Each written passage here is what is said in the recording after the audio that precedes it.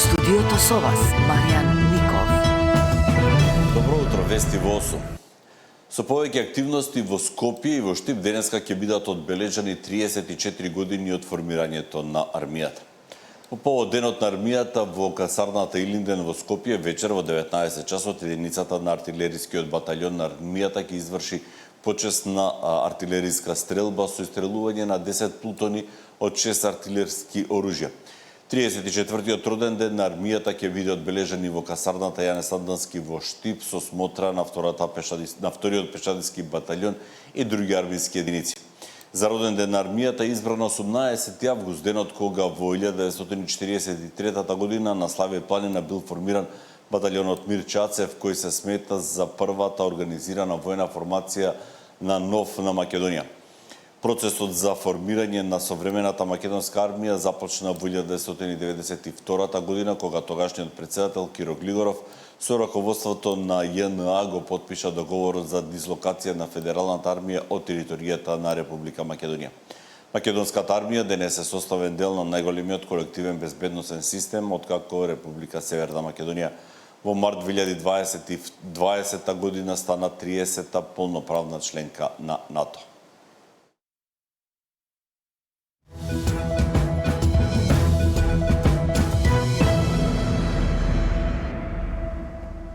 Пожарите во Македонија добиваат на интензитет, особено тие на отворен простор, па така пожарникарите се постојано на терен и се справуваат со огнената стихија. Сепак, поради топлото време и долгиот период без дожд, опасност од пожари е присутна и одговорните повикуваат на поголемо внимание. Станува збор за огромна линија на огнот, меѓутоа барем за сега, според информациите кои што ги имам, нема опасност по објекти или по население. Во текот на денот се очекува да бидат испратени и тракторите на ДЗС во обид да го стават под контрола.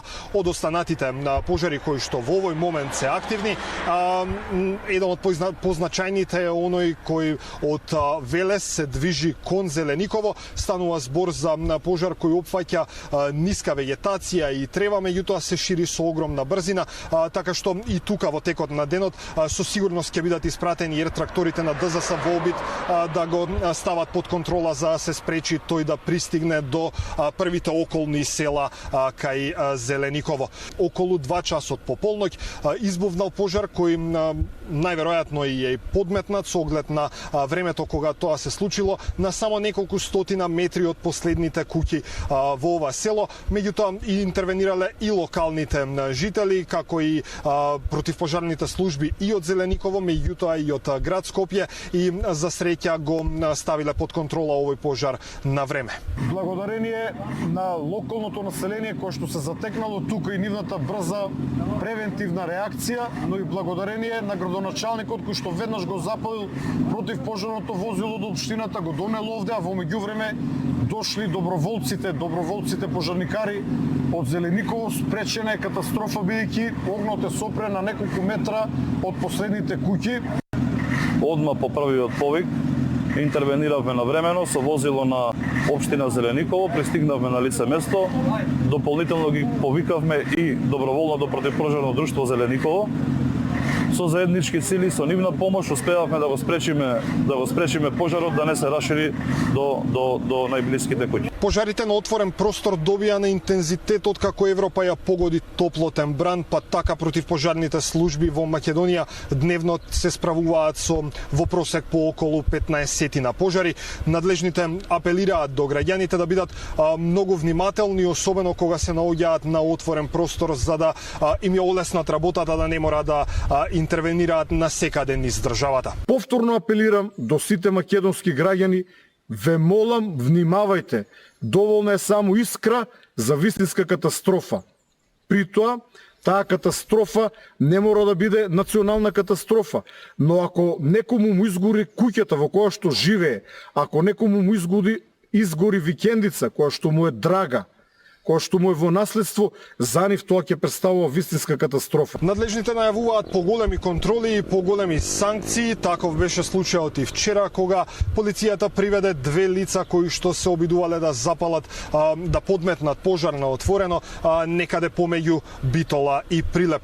Даниел Василев, Сител телевизија.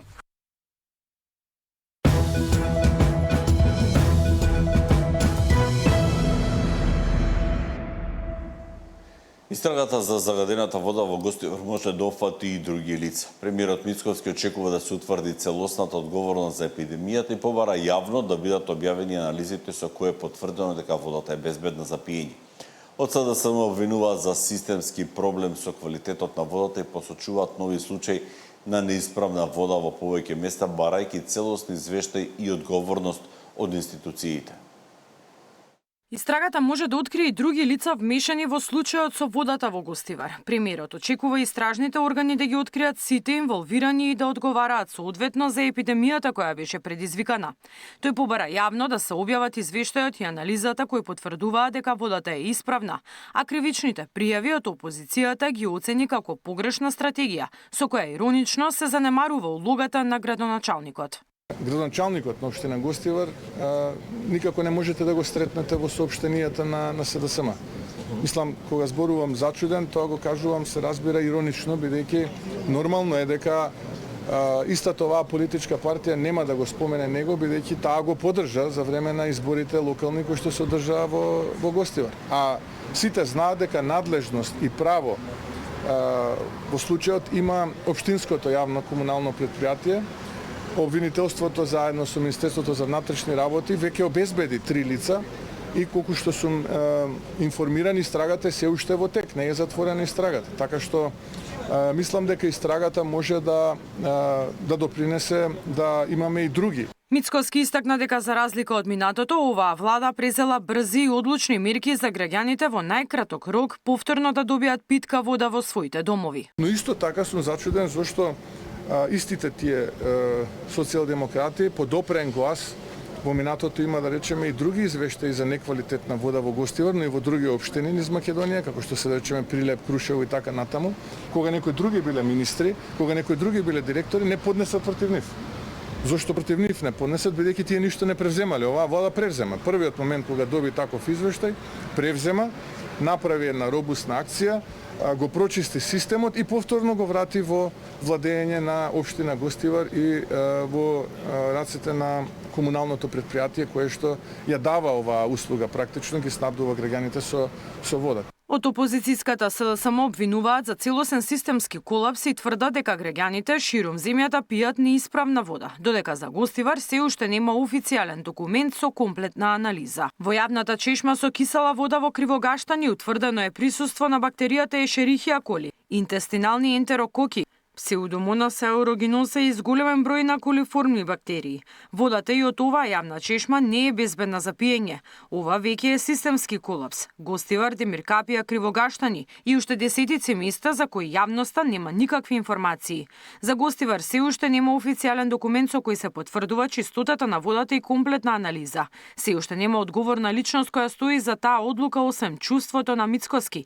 Се уште обвинителството не дало одговор кој дозволил Гостивар со недели да пие отруена вода, велат од СДСМ. Водата во Гостивар беше забранета од 17 јули се до петокот, кога поречи си 1 месец. Надлежните соопштија дека водата од водоснабдителниот систем повторно е безбедна за пиење. Мирјана Давидовска, Сител телевизија.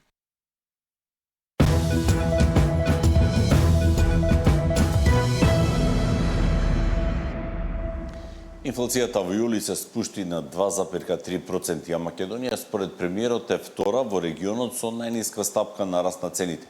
Тој тврди дека актуелната влада има значително подобри економски резултати од претходната и дека денешната инфлација е пониска и од европскиот просек. Тој отфрли критиката дека споредбите со 2022 година се несоодветни и вели дека токму тие покажуваат колкова е разликата во справувањето со економските и енергетските кризи. Во онаа влада во 2022, кога имавме владата на СДСМ и до избору, кога имавме двоцифрена инфлација која што на моменти стигаше и до 20%, не убедуваа дека била увезена. А тогаш просекот во ЕУ беше 2 пати помал од инфлацијата кај нас. Сега кај нас е 2 пати помал од просекот во Европа. Со други зборови, што сакам да кажам, ако анализирате 12 земји од регионот, почнете од Словенија, преку БиХ, Хрватска, Црна Гора, Косово, Албанија, Србија, Романија, Бугарија, Грција, Турција, Македонија, сите земји анализирајте ги овие 12-тина. Во истиот месец јули 2022 година само 3 земји биле позади нас. А тоа се во тоа време биле Турција, Романија и Бугарија. Сега сме втори, сите се позади нас. Од СДСМ ја обвинуваат владата дека економските резултати ги прикажува подобри преку споредби со 2022 година, кога инфлацијата беше на највисоко ниво поради енергетската криза.